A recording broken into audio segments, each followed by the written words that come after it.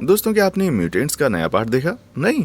अच्छा किया, क्योंकि ये एकदम बेकार फिल्म थी। आइए कुछ रियल म्यूटेंट्स के बारे में जान लेते हैं उस बेतुकी सीजीआई के बिना। चलिए इतिहास की हमारी इस यात्रा मेरे साथ शामिल हो जाइए, क्योंकि आज हम ना सिर्फ उनकी इंस्पिरेशनल कहानियां देखेंगे बल्कि उनके अद्भुत शरीर के बारे में भी जानेंगे। तो तैयार हो जाइए, क्योंकि ये असल जिंदगी के वो लोग हैं जो कि माइंड ब्लोइंग म्यूटेशंस के साथ पैदा हुए हैं।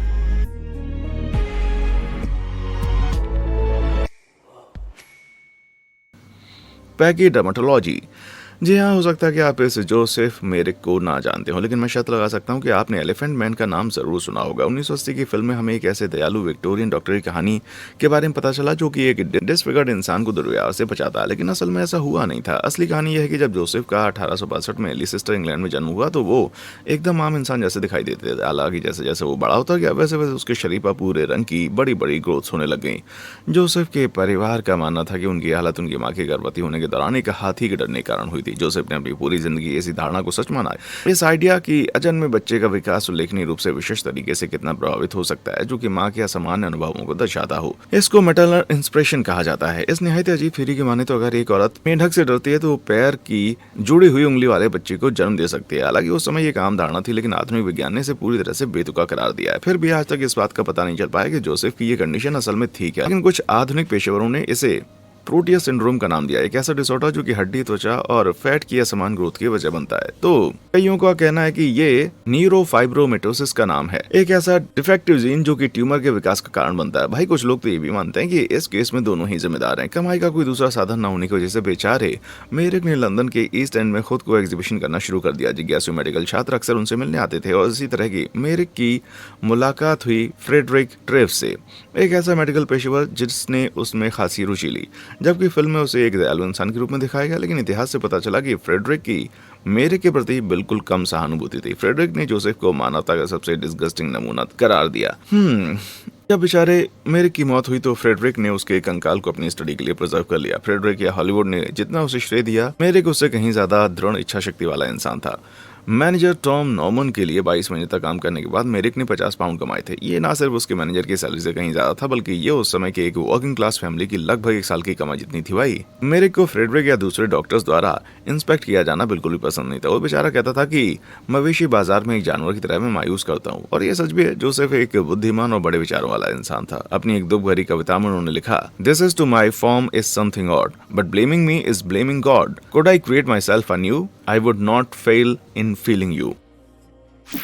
हॉट फर्ज। दोस्तों, जब आप सुबह शीशे में खुद को देखते हैं तो अपने बालों का बुरा हाल देखकर आप खुद ही डर जाते होंगे। जरा सोचिए कि स्टीफन ब्रिबॉस्की के लिए ये मंजर कैसा रहा होगा। 1890 में पोलैंड में जन्मे स्टीफन को हाइपरट्रिकोसिस नामक बीमारी थी। इससे उसके पूरे शरीर पर सुनहरे बाल हो गए थे। उनके चेहरे पर ये बाल प्रभावी रूप से 8 इंच लंबे और शरीर के बाकी हिस्सों पर 4 इंच लंबे थे। जो कि हिस्सा बच गया था वो बस उसकी हथेलियां थी, उसके पैरों के तलवे। स्टीफन की जिंदगी के दौरान उनके बारे में कई कहानियां सामने आई जो पूरी तरह से सच नहीं हो सकती हैं। जैसे ही कुछ ने दावा किया कि स्टीफन की माँ का मानना था कि उनका बेटा ऐसी कंडीशन के साथ इसलिए पैदा हुआ क्योंकि उसने गर्भवती होने के दौरान अपने पति को सर्कस के शेर द्वारा मारे जाने की अपनी आंखों से खबर देखी। फिर से वही बेतुकी मैटरनल इंटरप्रिटेशन का अंधविश्वास। स्टीफन फिर अमेरिका चले गए। वहां उन्होंने कोनी द्वीप सर्कस में जिम्नास्ट के रूप में काम करना शुरू किया, जहां उन्हें Lionel the Lion Faced Man नाम दिया गया। कुछ लोग कहते हैं कि स्टीफन को अपने सुनहरे बालों पर खासा गर्व था। एक कहानी के अनुसार जब होटल में वो रहा करता था उसमें आग लग गई तो स्टीफन सबसे पहले बाहर भागा, क्योंकि जनाब वो डर गया था कि आग उसके बालों को झुलसा देगी और उसे सिर्फ एक आम इंसान जैसा बना देगी। माना कि कई लोगों को लगता था कि वो कोई जंगली जानवर था, लेकिन फिर भी स्टीफन काफी बुद्धिमान था। उन्हें दर्शकों से बात करने मजा आता था। वो भी 5 भाषाएं बोल सकते थे। वो लोगों को यह दिखाने के लिए अपने करीब आने देता था कि वो कोई राक्षस नहीं है, जैसा कि उनमें से कई लोगों से समझते थे। अफसोस की बात है कि ऐसी कंडीशन वाले लोगों को पूरे इतिहास में ऐसी बदसलूकी का सामना करना पड़ा। ऐसी एक कहानी है क्राउ फारेनी की भी, जिन्होंने 19वीं शताब्दी के अंत में एक साइड शो कलाकार के रूप में उत्तरी अमेरिका और यूरोप का दौरा किया। उसके प्रमोटर दावा करते थे कि उसे सियाम के जंगलों से पकड़ा गया था और वो इंसानों और वानरों के बीच मिसिंग लिक्स की जनजाति से बिलोंग करती थी। झूठे लोग। लेकिन असलियत यह है कि हाइपरट्रिकोसिस को ठीक नहीं किया जा सकता है और ये आज भी लोगों को प्रभावित करता है। हालांकि ऐसे कई कॉस्मेटिक ट्रीटमेंट काफी एडवांस हो चुके हैं, जिससे अगर वो इंसान चाहे तो इस कंडीशन के इफेक्ट को कम किया जा सकता है। लेकिन दोस्तों, मेरी इकलौती विश पता है क्या है कि आप नीचे देखे उन लाइक और सब्सक्राइब बटन को दबा दें। कर दिया? बढ़िया, चलते हैं आगे।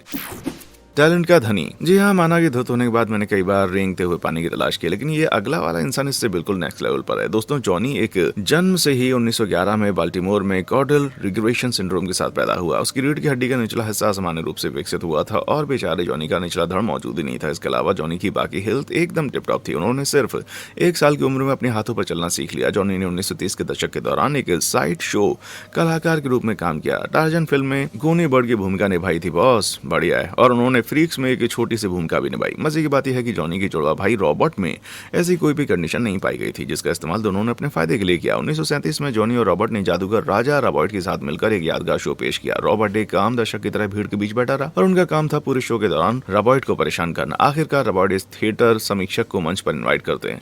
इसके बाद जादूगर बदला लेने की एक्टिंग करते हुए रॉबर्ट को आधे में ढकेल देता है। हालांकि थोड़ी चालबाजी का इस्तेमाल करते हुए रॉबर्ट जॉनी के साथ स्विच कर लेता है, जो कि उसके शरीर के ऊपर आधे हिस्से की भूमिका निभाता था। बौनेपन से पीड़ित एक दूसरा इंसान खास तौर से उसके लिए बनाई गई पतलून में छिपकर निचला हिस्सा बन जाता था। ब्लेड हेकलर को आधा काटते हुए नीचे आ जाता था। ऐसा करने के बाद धड़ से मुक्त होते ही वो टांगे अचानक खड़ी होने के बाद भागने लगती थी। फिर जॉनी में से कूद जाता और मंच पर पैरों का पीछा करते हुए चिल्लाता था, अरे वापस आओ, वापस, मुझे अपने पैर वापस चाहिए। और भीड़ में उसके पैरों का ऐसा पीछा करना दर्शकों को खुशी और डर दोनों के मजे देता था। लेकिन जैसे जैसे लोगों को यह ट्रिक समझ में आई, उसकी इनमें रुचि कम हो गई, जिससे दोनों भाइयों का बिजनेस निकाल दिया गया। वे बाल्टीमोर में अपने परिवार के घर लौट आए। 1980 के दशक तक जॉनी इतने लंबे करियर के बाद भी पैसों की कमी के कारण काफी निराश थे। जुड़वा भाइयों के लिए हालात उस वक्त और ज्यादा बदतर हो गए जब 1989 में उनके घर को लूटकर उन पर हमला किया गया। उन चोरों में से एक बेचारे जॉनी पर बैठ गया और दूसरा उनका सामान चुराता रहा। कोई भी भाई इस चोरी के बाद पूरी तरह से उबर नहीं पाया। वो होस्टिंग बिल्कुल बंद करके एकदम एकांत में चले गए। और अपना दिल छोटा मत करो भाई, क्योंकि जॉनी ने एक बार पता है क्या कमेंट किया था,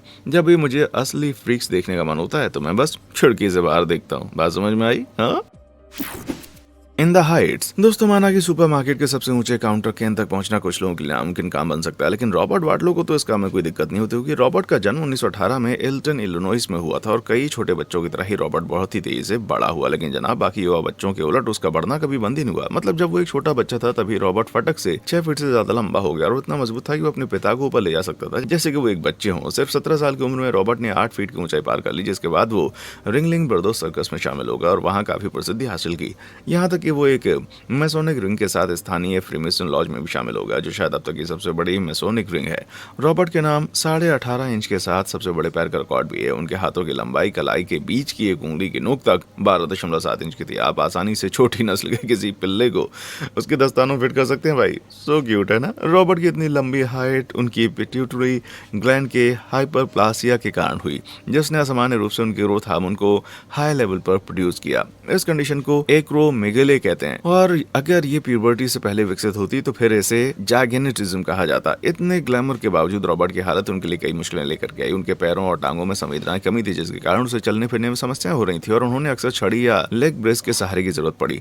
और फिर इसी निर्भरता ने आखिरकार उनकी जान ले ली। स्वतंत्रता दिवस की परेड के दौरान रॉबर्ट बुखार के चलते बीमार पड़ गए। उनके दाहिने टखने पर खराब ब्रेस के कारण सेप्टिक छाला बन गया। रॉबर्ट को अपने पैरों में कोई दर्द महसूस नहीं हुआ और इसलिए उसे इस इन्फेक्शन का भी पता नहीं चला। डॉक्टर्स के तमाम प्रयासों के बावजूद 14 जुलाई 1940 को महज 22 साल की छोटी सी उम्र में रॉबर्ट की मृत्यु हो गई। अपनी मृत्यु के वक्त तक रॉबर्ट 8 फीट 11 इंच के थे। वे तब भी इतिहास के सबसे लंबे इंसान थे और आज भी हैं।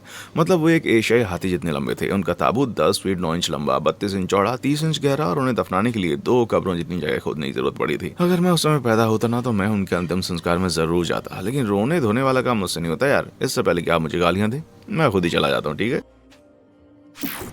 मलेशियाई चुंबक। दोस्तों, मैग्नेटो हमेशा से मेरा पसंदीदा एक्समैन रहा है। उनकी शक्तियों से आप शॉपिंग कार्ट में उड़ सकते हैं, अपने हाथों के बिना ही कटलरी का इस्तेमाल कर सकते हैं और हाँ, बैंकों को भी लूट सकते हैं। क्या मैंने थोड़ी कहा कि मैं अपनी शक्तियों का अच्छा इस्तेमाल करूंगा, पर अच्छी बात यह है कि इस अगले इंसान में मुझ जैसा लालच बिल्कुल भी नहीं है। तो मिलिए मलेशियाई व्यक्ति लियू थो लिन से, जिन्हें मिस्टर मैग्नेट के नाम से जाना जाता है। उन्हें ये आपाधापी बिना किसी गोंद के 36 किलो मेटल की चीजों को अपने शरीर से चिपकाने की कथित क्षमता के कारण मिली है। बॉस, लियू को 60 साल की उम्र तक अपनी शक्तियों का पता ही नहीं था। फिर उन्होंने नोटिस किया कि कंस्ट्रक्शन में काम करते वक्त उनके मेटल टूल्स को न जाने कैसे उनकी त्वचा से चिपके रहते हैं। अब आप पूछेंगे कि ये सब कैसे काम करता है भाई, और ये कोई जादू नहीं था। हाँ, उस नाम के बावजूद मैग्नेट का इससे कोई लेना देना नहीं है। अगर लियू सच में मैग्नेटिक होते तो उससे एक मैग्नेटिक फील्ड भी प्रोड्यूस हो जाता, और जहां तक कि हम जानते हैं उनके पास किसी भी कंपास ने ऐसे आसार नहीं दिखाए हैं भाई।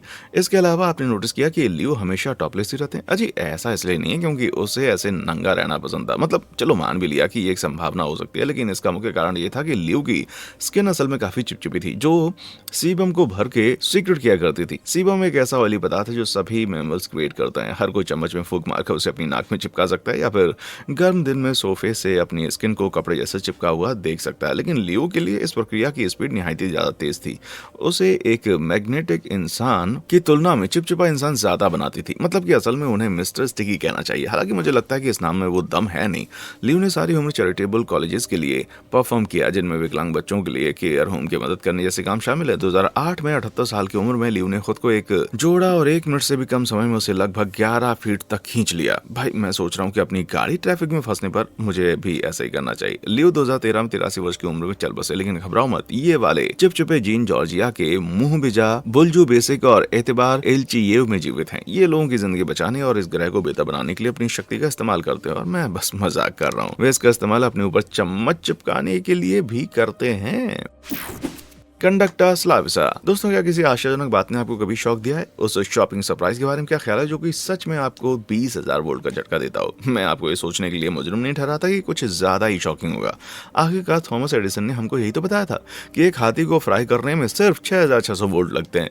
स्लाविसा पजीके, जिसे बिबा स्ट्रूजा या बिबा इलेक्ट्रिसिटी के नाम से जाना जाता है, बिना किसी नुकसान के हाई वोल्टेज का सामना करने का दावा करता है, वो भी 20,000 वोल्ट तक।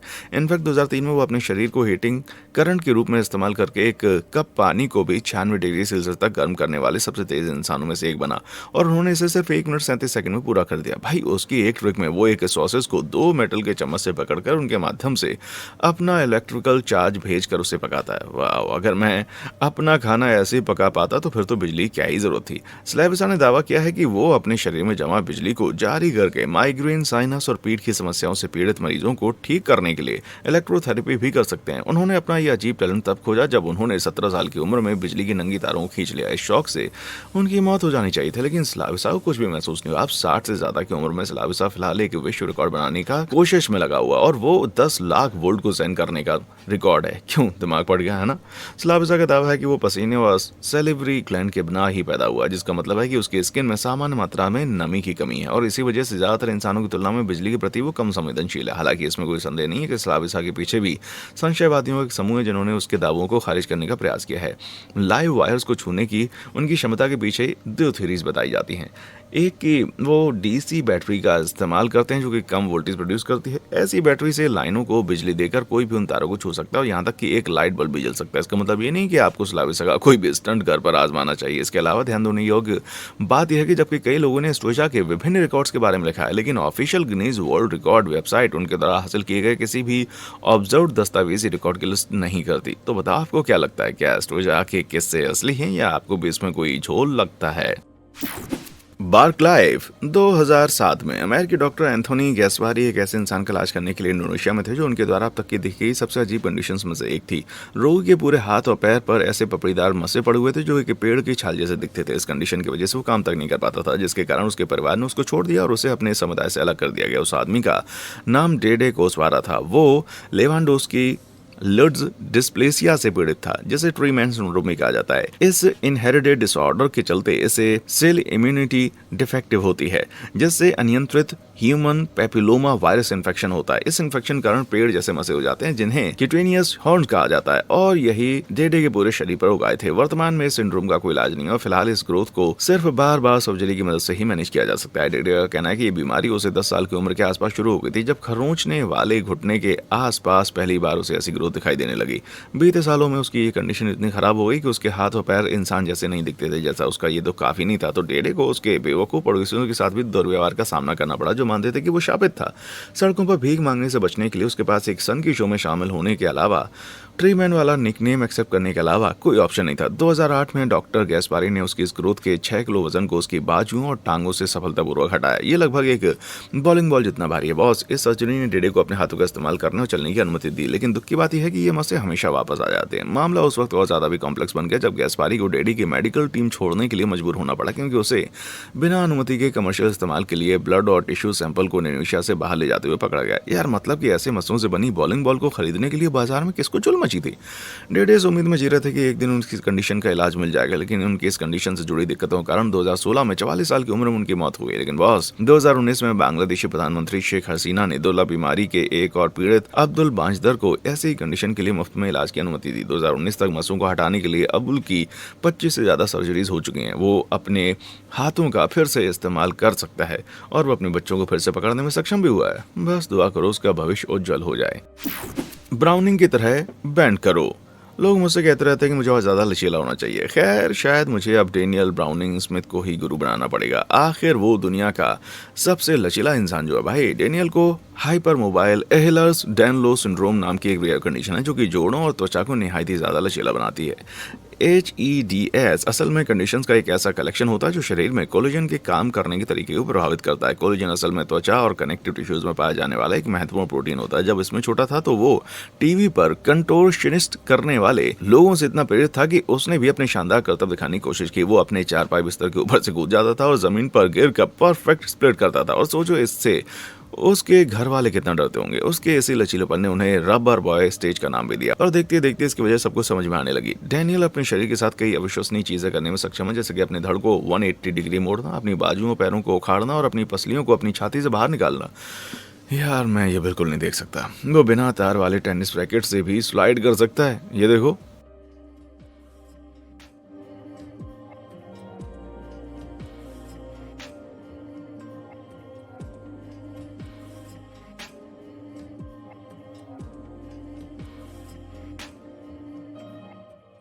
डेनियल ने 18 साल की उम्र में सर्कस ज्वाइन कर लिया और तब से उन्हें 7 गिनीज वर्ल्ड रिकॉर्ड अपने नाम करने में सफलता मिली। जैसे ये काफी नहीं था तो डेनियल एक सुपर बाउल एड में भी दिखाई दिए। उन्होंने पैरानॉर्मल एक्टिविटी 3 में भी काम किया, वीडियो गेम के लिए मो कैप को भी परफॉर्म किया और अपने जैसे असाधारण क्षमता वाले लोगों पर अपनी खुद की डॉक्यूमेंट्री सीरीज की मेजबानी भी की। लेकिन रबर वाले लड़के के लिए सब करना आसान काम नहीं है, क्योंकि EHS के कारण पुराना जोड़ों का दर्द, त्वचा पर आसानी से चोट लगना, आंतरिक अंगों की समस्याएं और थकान हो सकती है। डेनियल ने माना कि उनकी इस कंडीशन के कारण उनकी मांसपेशियों में कुछ दर्द होता है। हालांकि उनका दावा है कि ये मामूली दर्द है। तेरी की, ये दांत साफ करने से मांसपेशियों में दर्द होने लगता है भाई, कमाल है। टरारे। अगर आप पर कभी ये आरोप लगाया गया है कि आपकी आंखें आपके पेट से बड़ी हैं तो आप टरारे बिल्कुल भी नहीं बन सकते। वो 1772 में फ्रांस के लियोन शहर के बाहर जन्मे टरारे ने पाया कि वो बिना पेट भरे भी महसूस कर सकता है कि उसने भारी खाना खा लिया है। जब वो 17 साल का हुआ तब तक टरारे कथित तौर पर एक दिन में अपने पूरे वजन के बराबर बीफ खा सकता था। मतलब ये कौन सी भूख हुई, अपना पूरा घोड़ा या बीफ ही साफ कर दो। इतना ज्यादा ठूसने के बावजूद टरारे का वजन कभी 45 किलो से ज्यादा नहीं हुआ। कहा जाता है कि उससे इतनी गंदी बदबू आती थी कि उसके शरीर से निकलने वाली भाप ऐसी थी मानो उसने किसी इंसान को खा लिया हो। जब उसे भूख लगती थी उसके पेट की त्वचा ढीली होकर इतनी लटक जाती थी कि वो उसे बेल्ट की तरह अपनी कमर के चारों ओर लपेट सकता था। लेकिन जब उसका पेट भरा होता था तो वो गुब्बारे जैसा फूल जाता था। टरारे को एक स्ट्रीट परफॉर्मर के रूप में काम मिला। मतलब लोग उस पर जो कुछ भी फेंकते थे वो खा लेता था, जिससे लोग हैरान रह जाते थे। अपनी पूरी लाइफ में टरारे न सिर्फ आम खाना खाने के लिए जाने जाते थे, बल्कि वो जिंदा बिल्ली, सांप, छिपकली, पिल्ले और ईल्स भी खाते थे। छी यार। अस्पताल में जांच के दौरान टरारे ने स्थानीय कसाईयों के फेंके गए टुकड़ों खाया, मरीजों का खून पी लिया और कथित तौर पर उसने मुर्दा घर से लाशें भी खा ली। मुझे उल्टी आ गई यार। टरारे के लिए हालात तब और ज्यादा खराब हो गए जब उस पर एक लापता बच्चे को खाने का आरोप लगाया गया, जो कि फ्रांस में नहीं बल्कि हर जगह गैर कानूनी था। जब उसकी मौत हुई तो कुछ बहादुर डॉक्टर्स ने उसके शरीर को डाइसेक्ट करने का फैसला लिया। कहते हैं कि उसे खोलते ही वहां से पस की नदियां जैसी बहने लगती थी। उसका लीवर, गैल ब्लेडर असामान्य रूप से बड़े थे। उनका पेट बड़ा होने के साथ साथ अल्सर से भरा हुआ था। उसका ओसोफेगस इतना चौड़ा था कि जब वो उसका मुंह खोला गया तो आप अंदर उसके पेट तक देख सकते थे। टरारे की क्या कंडीशन रही होगी, इसके बारे में कई थ्योरी सामने रखी गई। उनमें से कुछ है पॉलीफैगिया, जो लगातार भूख और अत्यधिक खाने के लिए एक मेडिकल टर्म है। ये हाइपरथायराइडिज्म के कारण होता है, जो थायराइड हार्मोन के अत्यधिक उत्पादन के कारण होता है। एक बढ़ा हुआ हाइपोथैलेमस, जो कि मस्तिष्क का वो हिस्सा होता है जो भूख के संशोधन पैदा करता है, तापमान को भी नियंत्रित करता है। हो सकता है कि उसमें कई पैरासाइट हों, जैसे पुराने जमाने का हुकवर्म। एक पुराना फ्रांसीसी इंसान जो कुछ भी खाने के लिए मशहूर था वो मिशेल लोटिटो था, जिसका जन्म 1950 में हुआ। हालांकि टरारे के उलट लोटिटो ने कभी भी जिंदा जानवरों या बच्चों को नहीं खाया। इसके बजाय वो बिल्कुल आम मेटल और कांच को खाता था। और हाँ, कई महीनों की मशक्कत के बाद उसने एक हवाई जहाज को भी खा लिया। ये कैसा फ्रेंच क्यूजीन हुआ यार। सब कुछ ठूंसने वाले इंसान को ये ताकत उसके मोटे पेट, मोटी ओसोफेगस लाइनिंग्स और टफ इंटेस्टाइन से मिली, जो उसे इंजुरी से बचा रखती थी। और तो और उसके पेट का एसिड इतना शक्तिशाली था कि मेटल पचाना उसके लिए आम बात थी। लेकिन केलों जैसी आम चीजें खाने से वो बीमार हो जाता था। पर अच्छी बात यह है कि इस जराब को आयरन डिफिशियंसी कभी नहीं हुई होगी, है ना। 12 फिंगर डिस्काउंट। क्या आप सिर्फ एक हाथ से टेक्स्ट भेजने, गिटार बजाने या जूते की फीते बांधने में सक्षम होना चाहते हैं? तो फिर आप चाहते हैं बॉस एक ऐसी कंडीशन जिसके कारण कोई व्यक्ति अतिरिक्त हाथ की उंगलियां या पैर के अंगूठे के साथ पैदा होता है। इसके उलट ओलिगोडेक्टिली के रूप में भी जाना जाता है, जिसमें कम उंगलियां या अंगूठे होते हैं। पॉलीडेक्टिली आपकी सोच से कहीं ज्यादा प्रचलित है। दुनिया में 700 से लेकर 1000 शिशुओं में से एक अतिरिक्त उंगली के साथ पैदा होता है। एग्जाम्पल के लिए अंग्रेजी अभिनेत्री जेमा ऑर्डिनेट को ले लीजिए, जिन्हें अपने द किंग्समैन में देखा होगा। एक अतिरिक्त उंगली के साथ पैदा हुई। हालांकि ज्यादातर माता पिता के उलट उसके माता पिता ने इसे जन्म के समय अलग करने का निर्णय लिया। बाकी एग्जाम्पल जैसे 2019 में चीन की एक अननेम लड़की का मामला इससे कहीं ज्यादा गंभीर है। उसके प्रत्येक हाथ पर 2 अतिरिक्त अंगूठे जैसे डिजिट सर्जरी कराकर हटाए गए। पॉलीडेक्टाइली इस लड़की के परिवार के सदस्यों में 5 पीढ़ियों से देखी जा रही थी, लेकिन पैसों की कमी के कारण ये परिवार मेडिकल ट्रीटमेंट लेने में असमर्थ था। इन अतिरिक्त डिजिट्स को हटाने के साथ साथ मेडिकल स्टाफ ने उसके अंगूठे को भी सीधा करके मेटल रॉड्स की मदद से ही हड्डी के विकास को रिडायरेक्ट भी किया। यह आरामदायक लगता है ना।